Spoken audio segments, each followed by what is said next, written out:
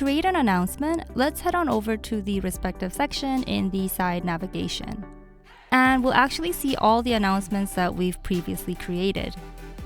But if we want to create a new one, we just have to click here, and in the pop-up, give it a title, add a message, then select our recipients.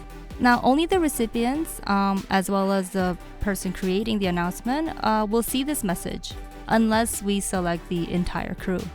But we can either type in individual users or use the drop-down menu to add them directly. And we can even send this out to whole departments like production.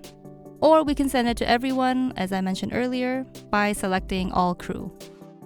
Once we're done with that, we can add some files or go into the advanced settings and pin this announcement in the project dashboard. We can even set an expiration date or make sure that all our recipients need to confirm the announcement. Next, let's hit send, and the announcement will be sent via the Yamdu mobile app or the browser or your email.